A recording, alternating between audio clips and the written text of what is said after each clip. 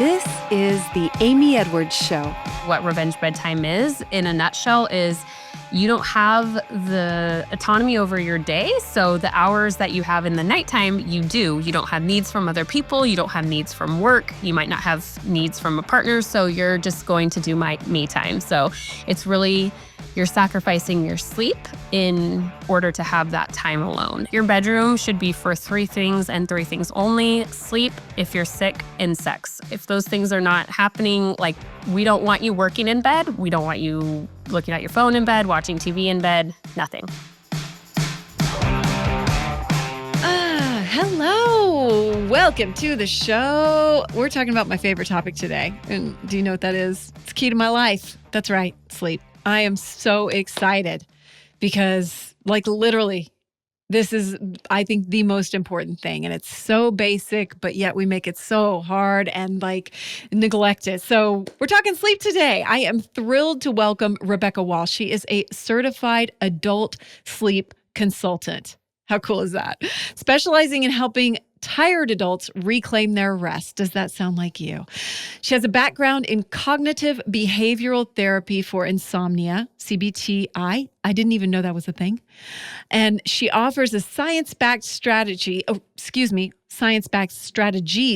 to improve sleep habits. She is also a mom of 3. So don't think that she doesn't understand that whole dynamic, because she understands all the challenges of balancing life and sleep and is on a mission to help all of us tired adults sleep better through realistic and simple tips and science-backed solutions. And that's what we're here to talk about today. So welcome, Rebekka. Thank you. I'm so excited to also be talking about my favorite topic, which is sleep. So Yeah. So as I said, sleep is the key to my life. I have said it for years and years. I once had a life coach and he said, if things are going wrong for you, what can I say to help you in that moment? And I was like, probably tell me to get some sleep. Probably, like, ask me if I've slept. And so I do want to know what got you into this, but where do you like to start with people? Yeah. That's a great question. I think the thing that I like to start with, really, with clients or people I'm talking to, is, what are your goals? People's sleep goals are all very different. Is it, I want to have enough energy to be able to do my work well? Is it, I want to be more emotionally present with my family or in my relationships? Is it, I have a physical goal I'm going after? And so I really like to start there, because people's sleep goals are really different and individualized. So I think it's good to know that. I don't even think people realize that they have different sleep goals. I don't even think people check in and know that they have sleep goals, because I am a sleep freak and I don't think I've ever really thought about intentional sleep goals. And so that is a super interesting place to start, because I think a lot of people are like, I just want to sleep good. But what is that actually, going deeper, like, what does that actually mean to you? Exactly. That's fascinating. Exactly. Well, and you really have to start there, because that's going to be your motivation. That's your, you hear it all the time. You need a why. You need a why behind what you're going after and your goals. And you're going to lose steam if you're like, well, I feel like I just have to sleep better. That's what people tell me. People tell me sleep's important. That's not going to keep you going on the hard nights. Like, you have to be really cognizant and aware of, hey, I'm trying to reach this goal, and that's going to propel me to keep doing the effort and the actions to sleep well. Oh, man, because I think that my partner hasn't been sleeping that well for a while, and he just is very vague. And I'm already like, a lot of the things to do, you just won't do them. And I think that's part of it too. Like, how do we get to that place where we're really goal-oriented and willing to do the things that we oftentimes know we need to do? Right. Exactly. And that's really why we have to uncover that root, because most of what I go through isn't rocket science. It's not like this earth-shattering thing that people have been like, I've never heard that I shouldn't scroll my phone in bed before I go to sleep, And it's really just having the accountability and somebody to help walk alongside you to encourage you along the way that, hey, you have this goal that we're aiming for, and I'm here to support you in that. That's so interesting too, because we would hire a coach for so many other things, and yet would resist this when this actually can affect business, relationships, like literally everything in our lives, right? Yep, exactly. I joke and say I'm a personal trainer for your sleep, right? There's some people who go to see a personal trainer and they've been in the gym before and they just need kind of the accountability and maybe some extra support. And then there's people who are like, hey, I've never set foot in the gym before. I don't know what to do. And there's a lot of education that I do with people too of like, hey, this is actually why sleep's important and why you need to get to it. But you said it perfectly. I tell people there is not a part of your physical, emotional, mental, or spiritual health that is not impacted by sleep. It's so true. I mean, like literally even just what I shove in my face to eat during the day. Like Yeah. it's Yeah. it's and even just last night, like when I'm alone, I have trouble just shutting down and turning things off to go to bed. And no one was here in the house with me. So I was left to my own devices and device literally. Yeah. And Yeah. yeah. And so, like how do we rein ourselves in this day and age? Like what are some fundamental things? You have a lot of different things that we can talk about today, Yeah. but I guess I just wanted to talk about like are we leaning on willpower, like, or is it getting that intentional with it that makes a difference? Yeah, I think it's a little bit of both. And really I come from the position of we're not trying to say every screen is bad. Let's use screens for an example. Every screen is bad and we're just not going to use them anymore and say goodbye because that's the only thing that's going to impact your sleep. It's a little bit of the education of realizing blue light does impact our melatonin production and the content we consume before bed does impact what's going on in our mind, right? I tell people often there's a huge difference between watching an old rerun of a comedy show you're very familiar with and you love versus an action movie or scrolling your phone and all this activity. They're very different content things as well. But I really like to say it's not a either or. It can be just intentional about your time. Okay, I know I like to scroll social media before bed. Well, how can we just move that an hour earlier? I don't like to be so black and white because my hope for people is to give them long-lasting, sustainable solutions that are going to become habits they can carry on lifelong. And if I told you, Amy, you can't look at your phone at all anymore after dinner, you'd be like, this is not realistic and I don't want to do that. So it's really, again, just kind of looking at behaviors and how can we even shift it to help support your sleep get a little bit better. I feel like I'm encountering that more and more, just so much about balance. That's a wonderful trend. Very here for that. So, okay, let's start with a term that I just heard that I saw you reference.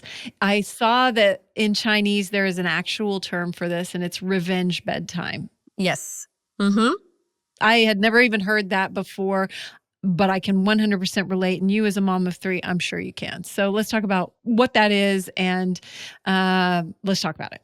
Yeah, perfect. And I think that this is a perfect segue to share a little bit about how I got into sleep because mine was revenge bedtime-ish. So, like I said, I am a mom of three, but at the time that this happened, I only had two young kids. But my boys are very close together. They were 17 months apart. And so back to back, hormone surging, all of those things. My husband was working and traveling a lot. And so when my boys would go to bed, I would all of a sudden be like, oh, it's my me time. Right. And so that's really what revenge bedtime is in a nutshell is you don't have the autonomy over your day. So the hours that you have in the nighttime, you do. You don't have needs from other people. You don't have needs from work. You might not have needs from a partner. So you're just going to do my me time. So it's really you're sacrificing your sleep in order to have that time alone. And so I was doing that. I was staying up. And not all of revenge bedtime is bad. And I think that's important to say that. Like I wasn't necessarily just laying on the couch eating ice cream out of the carton, scrolling social media. Sometimes I was staying up late to exercise. Sometimes I was staying up late to get things done that I needed to do, but I really wasn't taking care of myself. And so then the next morning I would wake up and I would over-caffeinate. I would crave sugar. I was sluggish. So then I didn't want to exercise. It kind of created that vicious cycle because I just had no energy. And so my husband and I were about to go on our very first kid-free vacation that we had since we had our children. And I was just very stressed out. I was staying up super late. I was cleaning closets. I was packing for the trip. I was, doing all these things. And I woke up the morning of our trip and I had shingles in my ear. And I ended up paralyzing the left side of my face for 6 months. I got something called Ramsay-Hunt, which is pretty similar to Bell's palsy, except for the onset is from shingles. And it was onset from stress and lack of sleep. And my immune system was just kind of shot, really. And so that was a huge wake-up You call just for me. woke up. You just woke up. Yeah. So I woke up and I was like, my face feels numb. And then it was just progressive throughout the day that it just got worse and worse. And by the end of the day, I couldn't shut my left eye. I couldn't purse my lips. And we were in Mexico. So it was a little stressful. Oh my God, that must have just been the biggest bummer. Was it painful? It wasn't super painful. I had, it itched more than painful. And I had pretty bad tinnitus. So I had like the echoing, ringing in my ear. Oh my God. Not resolved after a couple weeks, but for about 4 months, I was taping my eyes shut, seeing lots of specialists, acupuncture, all the things. So, yeah. Wow. And it's related to, or it is shingles?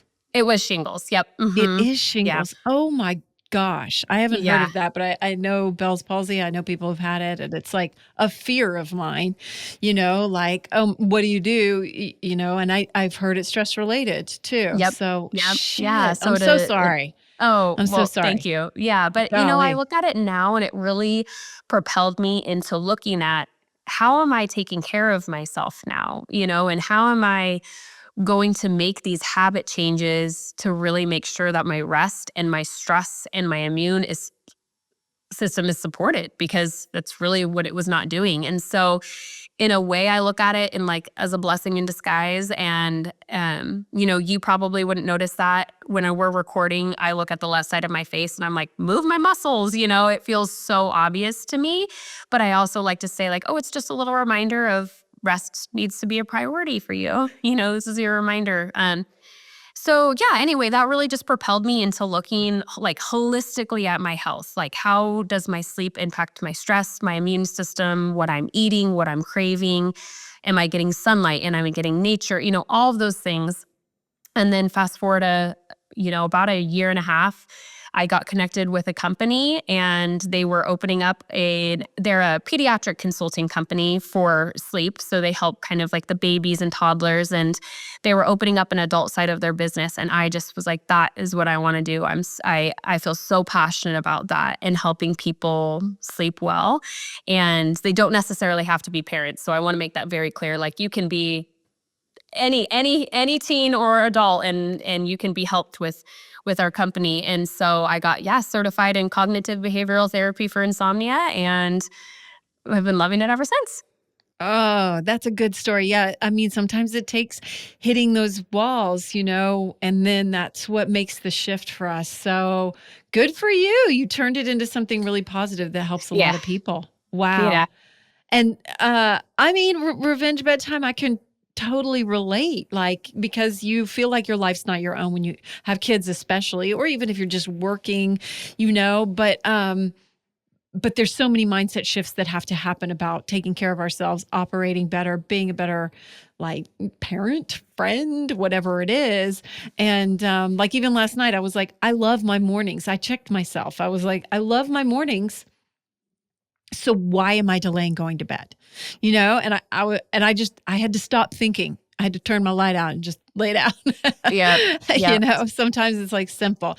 So, so let's talk about some sleep-wake patterns and starting to understand our own sleep cycles. Is that something you work with people on? It is, right? Yeah, definitely. Yep. So there is something that people have probably heard before. It's called a chronotype, but it's really, you probably have heard it as an early bird or a night owl, is most commonly. And there's really there's a book that actually has 5 different chronotypes, and it's a wolf, a lion, a dolphin. I don't remember. They're a little bit more specific, but it's most of the population can fit in these 3. So kind of the early bird, the hummingbird, and the night owl. And so your early bird is your classic, I want to wake up at 4 or 5 in the morning, I'm ready to go. And then by, 8:39, lights out, I'm ready for bed.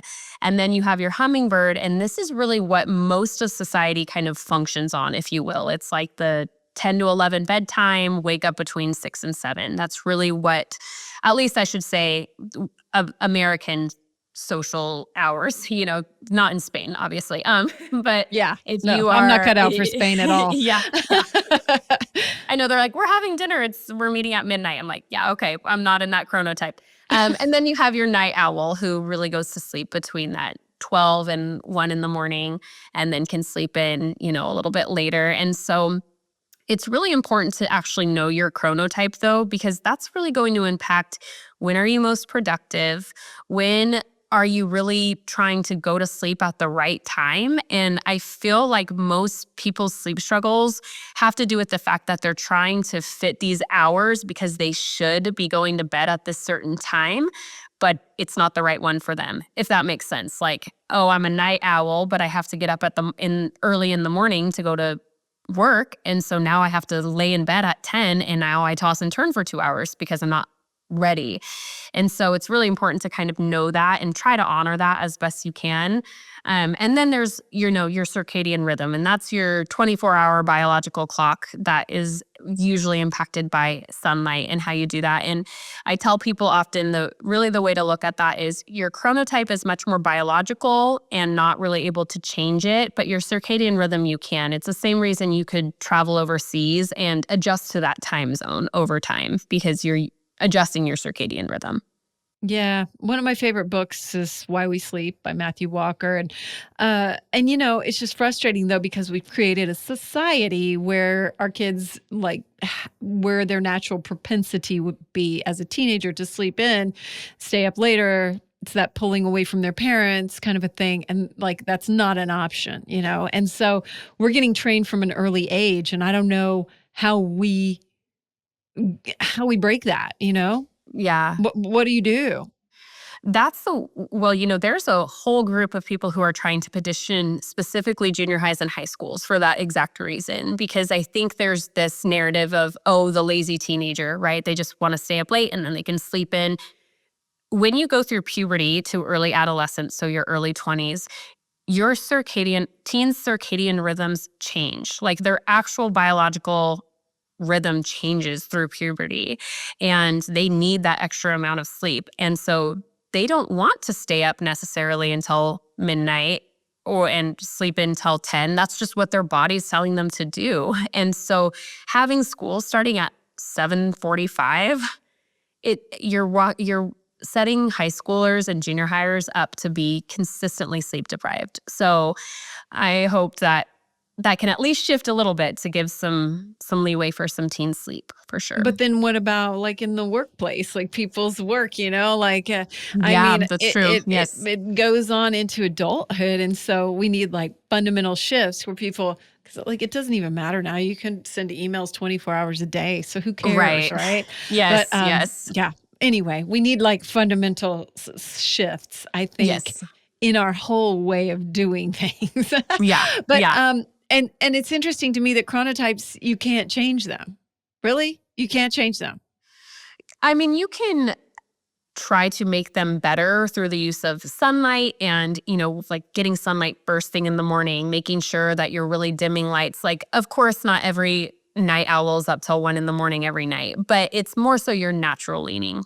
If we sent you on vacation and you had no responsibilities and nothing to do, what would be your natural leaning? So it's not necessarily you can't function in that. It's just more so, where are you doing your best, I guess. Yeah. So. Okay, good. So once we've got, I guess people can just, I love that actual thing you just said. If you were going on vacation, what would your natural inclination be? Because mine would be to get up pretty early and to go to bed more with the sun, kind of. I'm a more Yeah. Mm-hmm. So that's an interesting way to take stock of that. And then where do you kind of go from there to start to adjust and work on your, I don't know. Yeah. No, I think that's a great question. So I think also this is a good time to talk about It wasn't that great of a phrased question, but thank you for rolling with it. Yes, I understood what you meant there. So this is a good time though to also think about what your quote unquote, I call this magic number, would be with sleep. So healthy adults are supposed to sleep anywhere between 7 and 9 hours. If you are less than 7 hour sleeper and think you're functioning well, you're probably not functioning as well as you think. It's a very, very small population who needs less than 7. And then on the opposite, if you're sleeping more than 9 hours and you are still feeling fatigued, not energized, there might be something underlying medically. Now, this doesn't mean, it could mean sleep apnea, but it could be also like a mineral deficiency or something like that. So it doesn't necessarily mean like huge red flag. It could just be something to look into because truly a majority of the population is 7 and 9 hours. That also doesn't mean, though, one night you get 7 hours, one night you get 9. You have an ideal number for yourself, and you should try to keep that as consistent as possible. So let's use that vacation example. So Amy, you go on vacation and you're like, okay, I like to go to sleep and then I wake up early. Okay, let's say that you slept 7.5 hours, and that should be consistent 7 days a week. You should be a 7.5 hour sleeper 7 days a week, including on the weekends. But some people need to just allow that space and time to be like, if I did not have to set an alarm, what is my kind of hour that I'm usually waking up and feeling rested and ready to take on the day? Yeah. Yeah. And I feel like I've seen lately some stuff on social media about women needing more. Yeah. Thank you for bringing that up. That Oh, is good. not true. That's not true. Okay. So, It's yes. a myth. All right. Yes. Well, let me say this. Depending on the study. So some social media things were saying women need about 20 minutes more. That's probably realistic. But yeah, last year specifically, there was a lot of stuff going around saying that women needed something more like 9 or 10. Yeah. And that's what I saw. Yeah. Yep. So there is a study that shows that women need like 20 minutes more. But here's the issue with 9 or 10. Okay, so I tell all of my clients they need to have a proper bedtime routine. And ideally, that would last anywhere between 30 minutes and an hour. So you're really trying to bookend your day with activity that is restful, that is screen-free, that is setting you up for bedtime. We get ready for every activity in our life, right? We're getting ready for work or a date night or whatever, but we don't get ready for bed. So it's really important to do that. So now let me tell a busy working individual, okay, you need to sleep 10 hours and you also need an hour bedtime. And then you also have to fit in all of your responsibilities in your life. You're going to be like, oh my goodness, how am I going to fit that all in? And also, if you try to get into bed and you're not ready for bed yet because you're not tired, but you read something that says you should be sleeping 10 hours, you're going to toss and turn. You're going to get stressed out that you're not asleep. And that actually is what causes insomnia, is laying awake and stressing out in your bed. So you're really amplifying a problem by trying to fit that box. So can we talk about insomnia then for a little bit? yeah. Mm-hmm. Tell me, I haven't really been someone who suffers from insomnia, but what do you define it as? And then like, how does it become chronic? How do you start to find your way out? Yeah, that's a good question. So I will say this is a good thing to say that revenge bedtime is the choice not to sleep, right? You're physically choosing to avoid sleep. So we would not call that insomnia because you're saying, I'm choosing to stay awake right now, not, oh, I'm trying to fall asleep and I can't. So insomnia would be if it's taking you more than 30 minutes to go to sleep at night. Now, occasional nights of insomnia happen to us all, right? All the time. It's very common. And so I think the first thing is recognizing is that insomnia can sound like a kind of scary word, like it's Totally. but it just means you're having trouble falling asleep, and you can have it once in a while, once in a night, and that's okay. And it's very, very normal. Chronic insomnia is what we would consider for about 3 months and at least 3 to 4 times a week. That is what we would consider chronic insomnia. And then less than 6 hours of sleep. So if you're taking, which if you just hear that number, you're like, oh my goodness, I'm exhausted for this person who's experiencing that. And insomnia would also be more often than not always, but not caused by something medically. So this would be something like I'm just either don't have the behaviors that is setting me up for good sleep, or I don't have the thought process. I'm stressed about it. My self-talk isn't where it needs to be. And so that's causing me to also have this issue with insomnia. How does cognitive behavioral therapy address that? Yeah. So we start off with a really thorough questionnaire, and that just goes really a high level of your sleep goals, like we discussed earlier, Mm-hmm. but then also what do your habits look like during the day? Are you, over caffeinating, watching TV in bed? What do you do when you wake up in the middle of the night? That's a huge thing. Do you lay in bed and just stress out? Well, now you're making this association where your bed is not where you sleep. Your bed is where you lay in awake and stress out. You're making these connections. And so it's really looking at this overarching thought and behavior pattern around your sleep. And then what we do is we just really create a custom plan. I say me, I would create, we together, I guess is what I would say is create a custom plan on really looking at what your goals are and what needs to change to be able to do that. And a lot of it is mindset work. A lot of that cognitive side is mindset work. And what I mean by that is if you wake up in the morning and you're like, oh, I had a poor night's sleep, I'm going to have the worst day. What's going to happen? Or I had a client one time who she goes, I did not even realize this, but people would say, hey, how are you? And I would reply, I'm tired. She's like, I don't even realize I was saying that. I just automatically said I'm tired, but am I actually tired? And so a lot of that is our work that we do together is reframing that. How can we say, hey, I'm tired, but also adjust it into something positive and can also be true and help your mindset in that way? Which would be what? So if you're saying I'm not or I'm tired, I would say something like, I don't have the most energy that I've ever had, but there are lots of things that can give me energy besides sleep. I can go on a walk, I can drink some water, I can listen to music, I can make it through. I love that. I'm always looking for those reframes, like where we can set it up. And I personally am a ruminator. So I like how you just said, oh, your bed becomes this place where you're stressed out rather than a place of comfort and rest. And yeah, gosh, that's really well put. Like when we think about, okay, what energy are you putting into your bed? What is that? What is that symbolizing for you? That's really interesting because for me, I think it was for a long time this place of my mind beating me up, and I've had to brainwash myself. I have one go-to mantra that I fall asleep to all the time, which is I love myself, life loves me, and it's just the one that I just go to, and I put it on repeat in my head and I fall asleep to that. And so That's it's perfect. Yeah. helpful. It's helpful. Do you ever give people mantras to fall asleep to, or is that a thing? Absolutely. Yep. I was just going to say that. I call them anchor statements. So yes, Ooh, whatever you want to call them, interesting. but I call them statements because I tell people I want to anchor your thoughts before they Love it. start going haywire. So whatever you want to call it. But a good one is I've slept before, I can sleep again. I tell people I'm taking the steps to sleep better.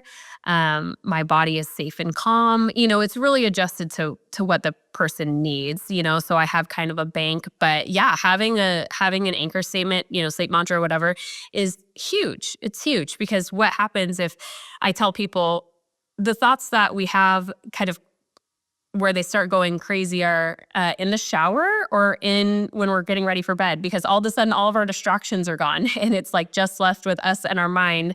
Because in the car, we can, oftentimes like put on a podcast or the radio or whatever, and we kind of have this constant noise. And so all of a sudden when all that stops, we're left alone with our thoughts, and we have to be really careful about what we're thinking about in those situations. Agreed. What's yours? Do you have an anchor statement or do you have a go-to? Well, that's a great question. It's been changing a little bit, but mine most recent one has just been like, I can be still and calm. But I'm using more like when I'm out and about and feeling ramped up about something. I don't necessarily have one that I use for bed. But when I'm out and about so they can work anytime. I guess that's important to say, right? Your anchor statement can be not necessarily use it when all you're the going time. to sleep. Yeah, Mhm. yeah, I use it exactly. all It the could time. be, Yeah. yeah, it could be any time. So What a great thing to teach your kids too. Just like I wish I'd had that, when I was young, and no one taught me. I learned it at like 48 years old. So yeah, yeah, yeah. yeah. Well, and Um, I also just real quick want to say one more thing about that is that I, in my training, have just learned that Our bodies are so good about making connections to things. And so oftentimes our brains want to go have this, like, unfortunately, this default, and we use our imagination in kind of a negative way. And so a lot of what I'm training people in that cognitive side of my CBTI work is how can we train your brain to use it for good, right? It's only fair if we're going to think about the negative things to also think about the good things. And so being really intentional about that.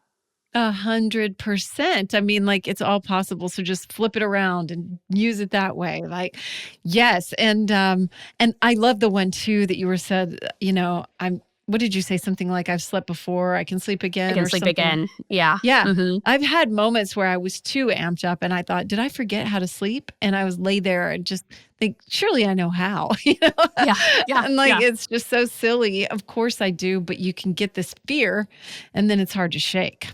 Right. And that's really what it comes from, is somebody thinking, I'm never going to be able to sleep again. I'm never going to be Oh, able to fix that better. Right. So it's really taking captive that thought and saying, we're not saying that anymore. We're saying, I have slept before, I can sleep again. So how prevalent is all this? Like the problems with sleeping or issues or whatever? Like, I mean, how many people do you know that really are really honed in on their sleep? yeah, that's not very many, honestly. And I think part of it is a couple things. So one, I'm happy to see that we're kind of shifting away from this hustle culture, right? We're coming out of this era where it's like hustle, hustle, hustle. You got to be productive. You got to work harder. But it's still ingrained in so many of us. Of our value is in our productivity. And it's going to take some more time, I think, before people can really separate themselves from that and look at their sleep in that way. I also would say there's a little bit of sense of shame around insomnia or having trouble sleeping that I've noticed. I share this example. So I worked with a company in Colorado, and they had opened up the program to work with 20 clients. So they kind of used their wellness dollars to help us help with their employees. I had two sisters that were clients. I did not know they were sisters until halfway through me working individually with them. And one of the gals said, I'm in a book club with my sister. I work with my sister. We're in the same city. I see her every week. I never knew she had sleep issues. Wow. And so there's a little bit of shame there, or a little bit of isolating feelings of thinking, am I the only one who's experiencing this? And so it's not talked about, or they think they can't seek help for it. And it just becomes kind of isolating. But the reality of it is a third of Americans are not getting the recommended sleep. 2/3 of Americans frequently say they have sleep problems. People are definitely not sleeping the recommended 7 to 9 hours of sleep. So it's common. And so I think just knowing that hopefully empowers people to say, okay, I'm not alone, and there's resources out there that I can access to help me. I don't have to stay feeling exhausted and feeling terrible. No, you don't. All right. So what are some steps we can take to just start setting ourselves up for success right away? Like, what's your bedroom like? What's optimal for this? Yeah, perfect. So we would call this sleep hygiene. And so sleep hygiene, think of it like your dental hygiene, right? What are the things that we do every day to keep a healthy mouth? We floss, we brush, we maybe tongue scrape, whatever. So this would be the things that we would want to do every day to give ourselves the best chances of sleep. So this would be having a caffeine curfew. So at least yeah. 8 hours before bedtime, ideally, you would not have any more caffeine. Obviously, everyone metabolizes caffeine a little bit different, but really checking on that. If you are an alcohol drinker, being very cognizant that is like a nightcap might make you feel sleepy at first, but it's going to impact your blood sugar and metabolize different and impact your sleep later. Also, meal times, are you having a big spicy pad thai right before bed? That's going to also impact it. So my bedroom is dark, cool, and quiet. It should be like a cave. So light is a huge factor, and any light that our body gets, it's going to tell us it's time to be awake. And so if you can make it as dark as possible, that's key number one. Does this go back to us living in caves? Absolutely, it does. Yep. Yeah. I guess that's sleep 101. Yeah. I just, Yeah. I don't know. And then cool, right? Our core body temperature needs to drop before we can get into this deeper sleep. So making sure you're in a cool environment. Ideally, it's 62 to 68 degrees. That would be the ideal, which is much cooler than some people realize. But that's really the top spot. So summer gets a little tricky for people when they're like, my AC cannot do that, so it's like invest in a fan, wear the right pajamas, those sorts of things. And then Wow. quiet. So a lot of people don't realize we can be asleep, hear a noise in our sleep cycle, wake up. The noise is long gone, right? It maybe was an airplane or a car driving by or whatever, and now we're awake. So what can we do to minimize that? So a white noise machine, earplugs, something, a fan that continuously kind of goes and kind of blocks it out, anything like that, it would be sleep hygiene. And then the last one, like you said, your bedroom should be for 3 things and 3 things only: sleep, if you're sick, and sex. If those things are not happening, like, we don't want you working in bed. We don't want you looking at your phone in bed, watching TV in bed, nothing. So No watching TV. You don't have a TV in your bedroom? no, nope. Wow. I'm so impressed. Yeah. Good for you. Good Yeah. for you. Yeah. That's a tough one. I love It to is. watch TV in bed. It is. It Shit. is. Yeah. Well, and here's the thing though, Amy, you pointed out another great point is these things are only an issue if your sleep is an issue. My husband, I joke, he has like the worst sleep hygiene. He'll like totally be reading like ESPN before bed What? or watching a show. Yeah. And I'm like laying next to him, like, get your phone off your phone, but he'll I do know, totally do actually. that. I live Yeah, with one know. of those. Yeah, I do know. Yes. Yes.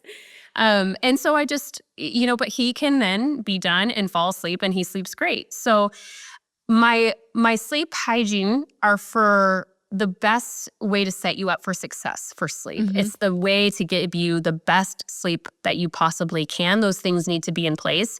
However, if you're still sleeping great, that's okay. Then watch TV in bed if you're able to sleep. But it's more so this would be like, hey, I'm having sleep issues and the accountability thing, right? I may be staying up too late watching Netflix and then I'm not sleeping well. Like, okay, maybe we need to put some boundaries up. But Yeah. it's only an issue if it's an issue.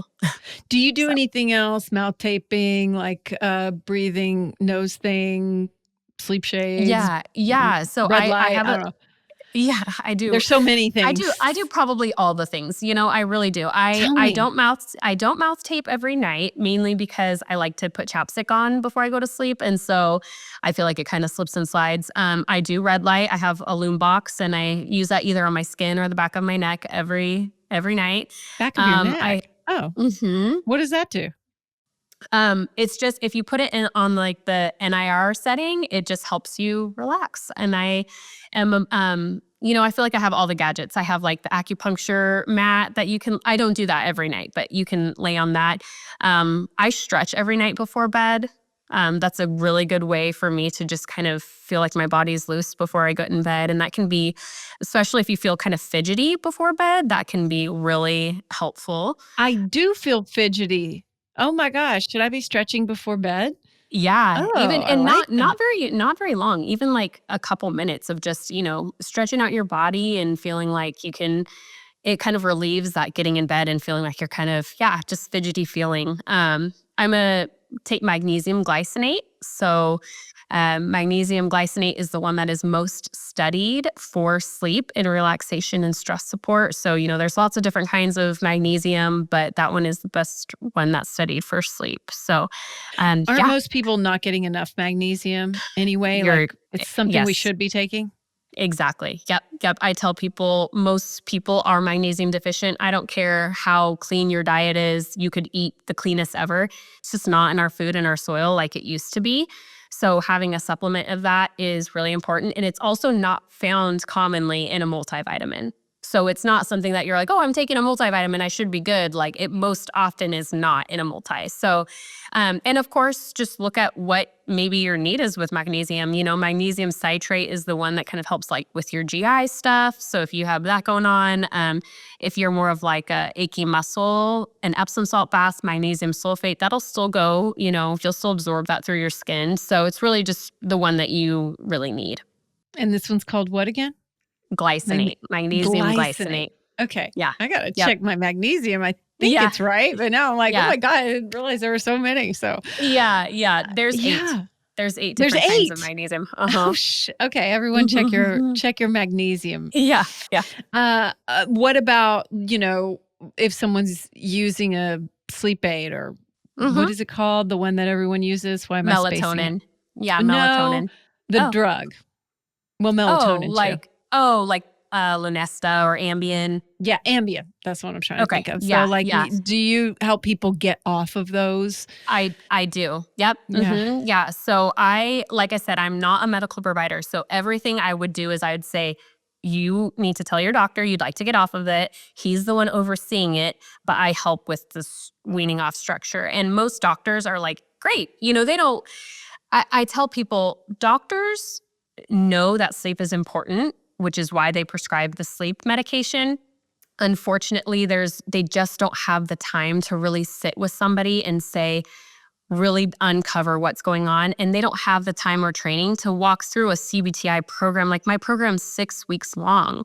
They just don't have the time to be able to do that. And so sometimes people are like, I can't believe my doctor just prescribed this for me. And I'm like, well, they're trying to help, right? And so let's recognize that, but then also say it's totally okay to want to get off of it. And so and sleep aids are really designed for short-term use. And it's just been kind of an ongoing issue. And then what I see most commonly is it becomes a placebo effect. I cannot sleep unless I take this pill. And so I love suggesting, if you're in that habit and need that placebo effect, there are so many amazing supplements that have natural kind of herbal support, like passion flower, L-theanine, GABA, like things that are non-habit forming from great companies. Like really pick your choice just to kind of look. There's so many great ones. And if you feel like you need something to kind of shut off your brain, go for it. Like take one of those gummies, and because it can help you, it really can help you trick your brain into like, I'm taking this thing that's supposed to help me sleep, so I'm going to be able to sleep better. Would you recommend that over melatonin? I would, yeah. So ideally, well, people often are taking too much melatonin and not at the right time. And so you really only need like 0.5 milligram to 1 milligram of melatonin. And, just like any other supplement, it's not FDA regulated. You could get a melatonin that you think is 1 milligram and it's actually 3. There's Oh, been a no. huge discrepancy. And you can kind of tell you're taking too much if you feel really groggy in the morning, if you have night nears, if you're kind of feeling like this, what I call sleep inertia. It feels like you almost like woke up in Mhm. the middle of a sleep cycle, and you're kind of like, oh, I feel totally out of it. That's a pretty good sign that you're not taking enough melatonin. Or I'm sorry, you took too much Too melatonin. much. And Yes. yes. And so ideally what I would like to see is people increase their melatonin production naturally by getting sunlight throughout the day and then dimming their lights at night, really having some good boundaries around their screens and kind of dimming, their overhead lights. We've just been able to make it so it's daytime all the time if we wanted to. And so we really have to be intentional about cueing our brain and body. It's time to sleep and produce our melatonin by dimming the lights. And then also, so you would take it 1.5 hours to 1 hour before bedtime. So sometimes people are popping melatonin and they're just going to try to go to sleep. And it's like, well, you're not taking it at the right time. Yeah. So just really being aware of that. But one thing to note as well is people who are neurodivergent, so ADD, ADHD, they do have a harder time producing melatonin naturally. People on the autistic spectrum are also on that. And I have a nephew who is nonverbal autistic. And what is harder for him is he uses his iPad as a speaking device. So he is not only not producing enough melatonin naturally, he also is constantly on his screens because that's how he communicates. So he kind of has this double whammy against him a little bit about his melatonin. So it's even a little bit like trickier on how can you create boundaries to help support his sleep in that way. So How do you? What do y'all do? yeah. So my sister-in-law is just like a saint. So she does the best she can, but it's really like, how can we just use that to start dimming down lights? But he loves movies. He loves to be on his screen. So it really is just trying to be as purposefully as you can of like creating a really solid bedtime routine around that. So, Oh man, that'd be challenging. Yeah. yes. Yeah. Yeah. I mean, like, and even you have kids, they see their friends doing things, and it's tough to set up those boundaries within your family too. Like it's, I don't want to call it a battle. But it's a thing. It's a thing, right? And like I started from the get-go with my kids really really intentional about sleep, and they are to this day really good sleepers. Even I just checked in with my one about to turn 20, and she was saying, "Oh yeah, I'm sleeping good." And she's neurodivergent as well. And so that was really encouraging to hear, because I don't know, we can do our children a service by setting it up early. But as they get older, how's that going for you navigating boys? You said they're 12, 10, how old? 12, Yeah. 8? So 8, 6, and 4. Mm-hmm. Oh Yeah. gosh. And Okay, so, even younger, yeah. 8, 6, and 4. Yeah. So you're kind of at that doorway of like starting to think about phones and all that kind of stuff. Yeah, yeah. And my 8-year-old definitely is, I have noticed just more awareness of, he likes to know, Mom, are you going in the sauna tonight? Like, Oh, Mom, where are you going to be? Where are you going to be once I go to bed? He kind of is doing that, just kind of more awareness of like, oh, Mom could maybe not be where I needed to a little bit. He also needs a significant amount of wind down time. So, my 4-year-old will be like eating s'mores, jumping on the trampoline, and then like be asleep in 20 minutes, right? yeah. So that's like not my 8-year-old, right? He's definitely like, I'm going to read a little bit, and I'm going to, kind of he's so much like me, like, let me get my room in order, before I go to sleep, where he's just growing into that age of much just more awareness. And so, but he's a So great sleeper. you're able to model that behavior though. And then, Yes. he sees you. I'd love to know your sauna routine, and he sees you doing these things, and he's able to hopefully start to like emulate some of those things. Yeah, definitely. And oh my goodness, I wish I knew where this study was, but the one that I have always clung to. So, I stay at home. I don't know if I mentioned this. I homeschool my boys. So I'm with No. them. Yes. Whoa. Yeah. Wow. Yeah. More So respect, we're, even more yeah. respect. Things. So we're around Wow. all the time. But I read this study that was saying kids who see their moms exercise, it has like 3 times the impact, or I might be saying the statistic wrong. I'm sorry, but That's I'm okay. pulling I this don't from I a don't memory. remember them well anyway, Yep. so that's perfect Yeah. for Yeah. me. So, yeah. But it basically was saying that kids who see their moms exercise are like 3 times more likely to continue to be active than dad. And I don't Wow. know why Wow. that is, Really? but it was some crazy. Once we get off of this call, I'm gonna make sure I email it to you because I want to say it Yeah, right. send it. It was I'll stick it in the show notes.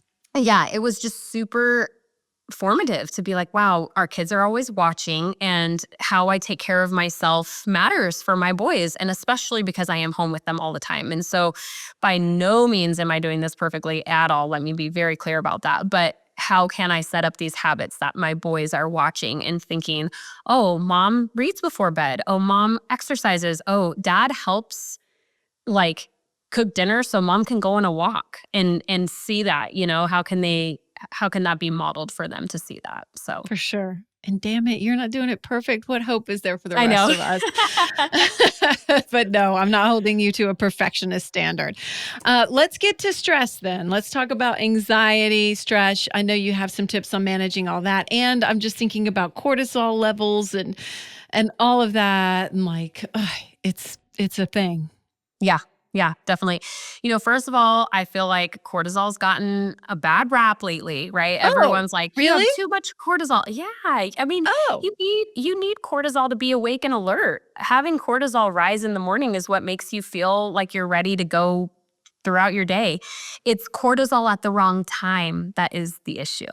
And okay. so I want to make it very clear that high cortisol is not necessarily bad. You can work out and get high cortisol. You can be at a concert or watching, I don't know, a movie that you like and have high cortisol. It's really that when it's spiking at the wrong time that we don't want. And so it's really making sure that a lot of it is nervous system practices throughout the day. How can you help control that so that it doesn't get at this out of control level at the wrong time? So, of course, breath work is the first thing that I recommend. Like, breath work is so, so important.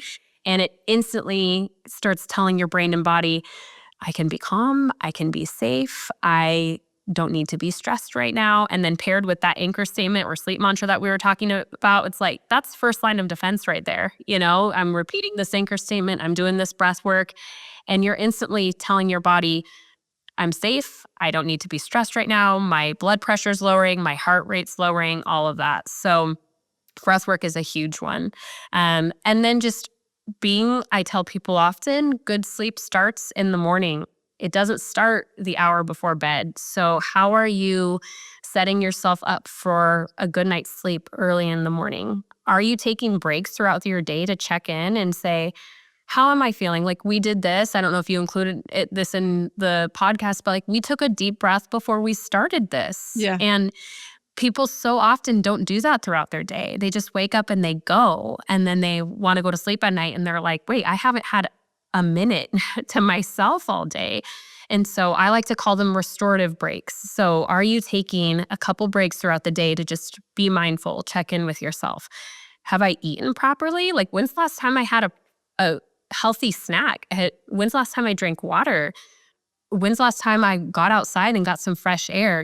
Just really being intentional about that, because all of those little things, it's small habits that add up together to have good sleep. 100%. Yes. And I've found that with myself, even I've been feeling a little anxious lately, and I was like, I'm not meditating, even taking those breaks. And I had kind of fallen out of my practice. And what that does is exactly what you described. It's like training myself to shut my brain off when I need to. That's one of the main things that meditation serves for me. And so this morning I got up and did it, and I feel better. I drank less caffeine. I feel like I'm less anxious today. And I'm like, okay. I know what works. We know what works. And then somehow we fall out of practice or resist it. So I think there's a element of not getting stressed about that and giving ourselves grace when those things happen, for sure. Because life happens, right? Yeah, exactly. We're going to be up and down and in and out. Okay. So what did we miss that we need to talk about with sleep? Is there anything that we missed? There's so much, right? There's so much I could continue. We could have 2 more hours talking about all of this. But I think when I want to just for sure communicate is you don't have to stay stuck in your poor sleep. And I want to encourage people if you're sick and tired of being sick and tired, okay, use that fuel to make steps. And then the second thing is like I just mentioned, it does not have to be these life-changing things where all of a sudden I don't watch TV anymore and I never have a coffee again. And it doesn't have to be so dramatic. And I really love telling people small, simple, sustainable changes. Small, simple, sustainable changes. Those things all compact to have a good night's sleep. So I don't want it to also feel like an overwhelming process when people want to start making a change in this area. So truth. I mean, we make it so much bigger sometimes, and it's like, oh, if I could just get consistent on this one change, it's going to make a difference. And you look back in 6 months and you're like, okay, now I can incorporate one more. And instead we try to do it all at once. I've done it so many times. So thank you for addressing that, because it is so important to remember. Yep. Truly. Is that what you want to leave everyone with? Is there any last thought that you'd like to leave everyone with before we go? Yeah, I guess, one more final thought that just came in my mind, and I know we talked about it briefly, is your rest is not something that needs to be earned. Your rest is something you should have because you are valuable and it's worth it. And it's not something that you have to be productive to work for. Rest is a gift that you should just receive without working for it. So. Oh, that's beautiful. Oh, I love that. Do you have any role models or anyone you really look to in the wellness space that inspires you?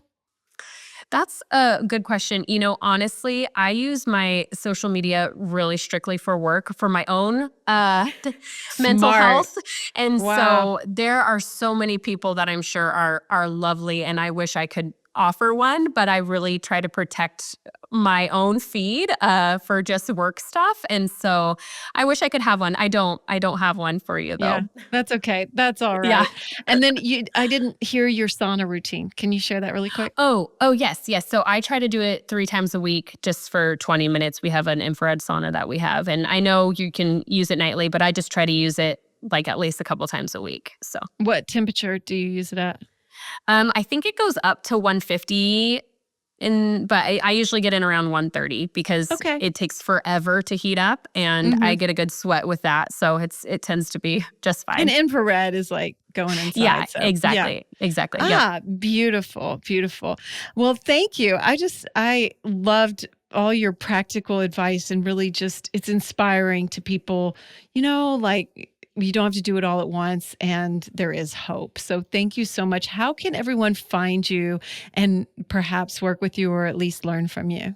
Yeah, thanks. So you can find me on Instagram at Sleepwise in Seattle.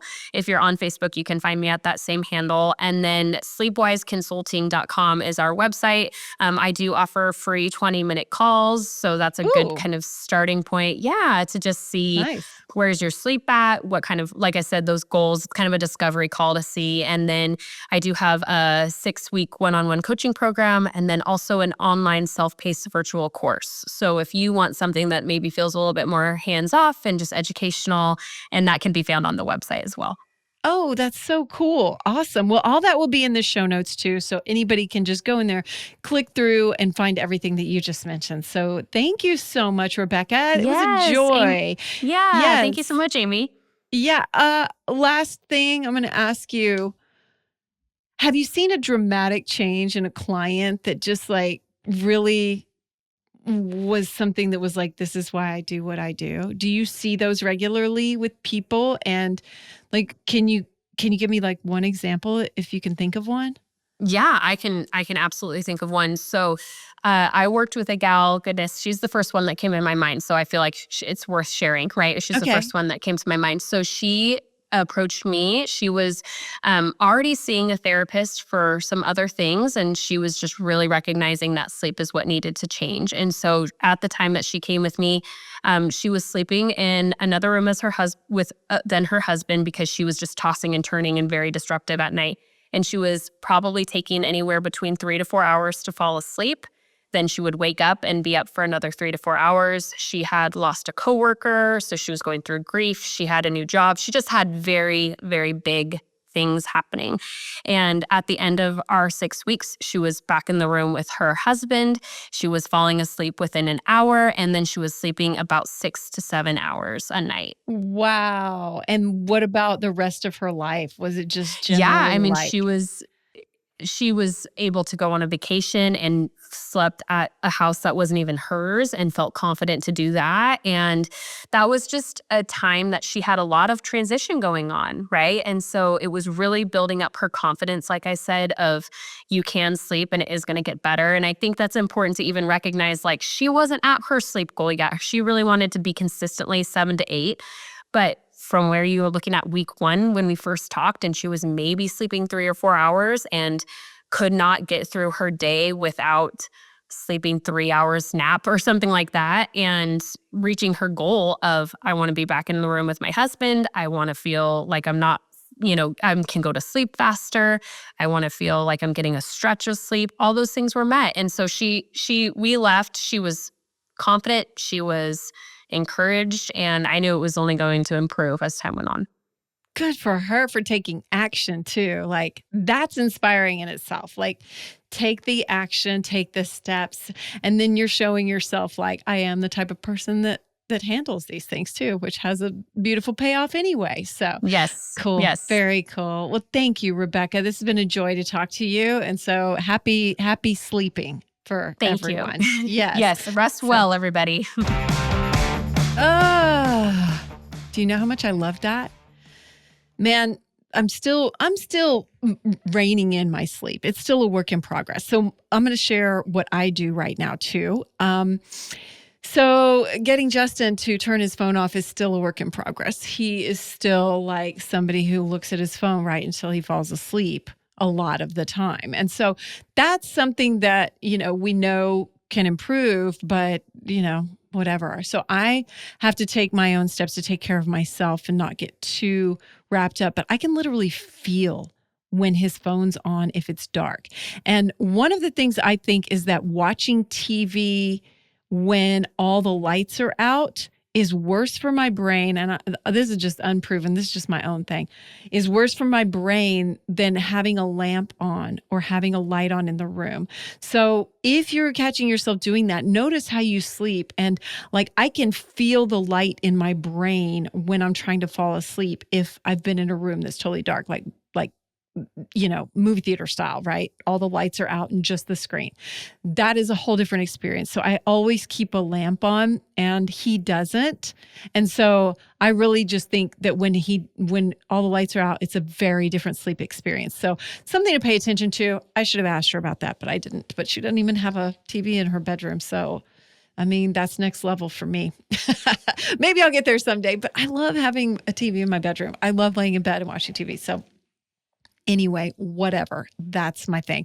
So what else am I doing? I have the white noise app on my phone. I use brown noise, and I use it pretty loud. And sometimes just fading that out is what can wake me up. Like if that turns off, it's so ingrained in my subconscious that I will wake up. And so I like doing that instead of an alarm. A lot of times I'll just have the stop sound, and that'll be the thing that wakes me up.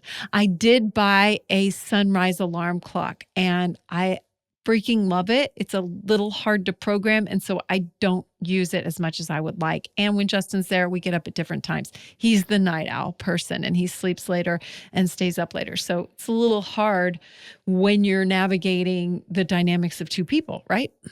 Okay, so that said, I also have started using intake breathing. This is not an ad.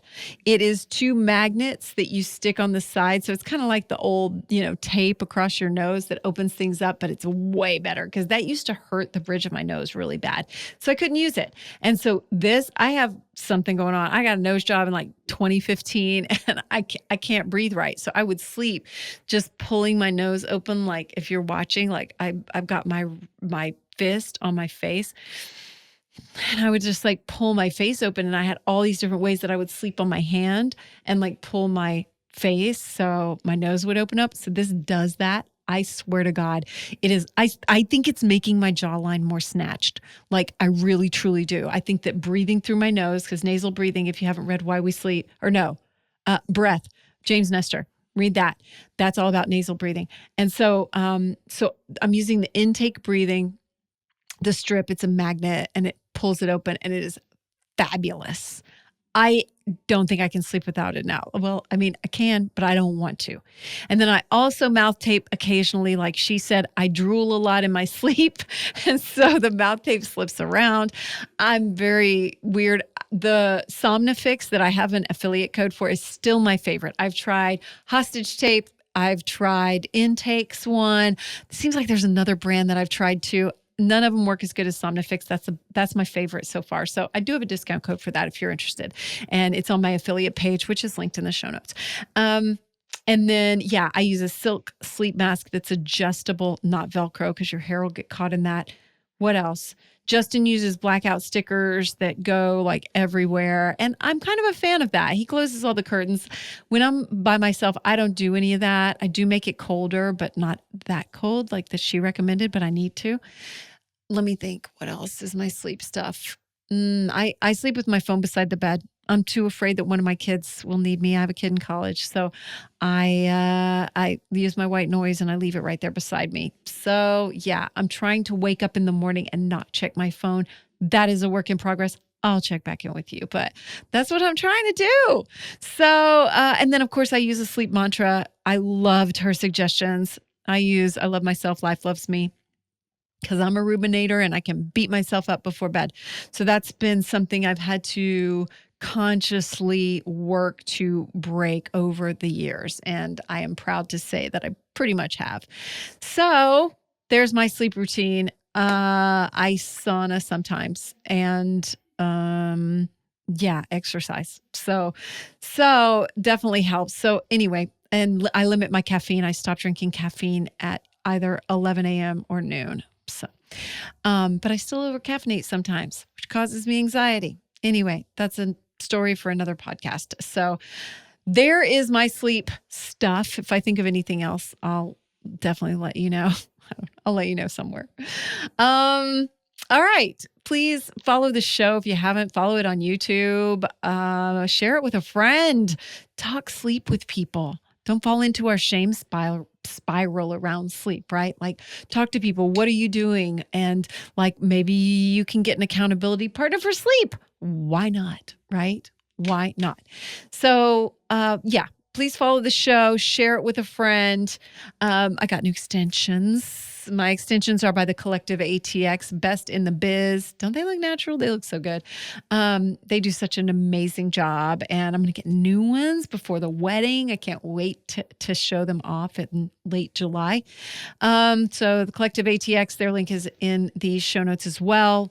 And if you want to connect with me, sign up for the newsletter. You can always reply to any newsletter. Reach out to me via DM on like wherever. I'm at Real Amy Edwards on Instagram, and I'm not on TikTok that much. Justin read the terms and conditions of TikTok. Yo, it ain't good. And now I'm like, oh my God, what are we doing?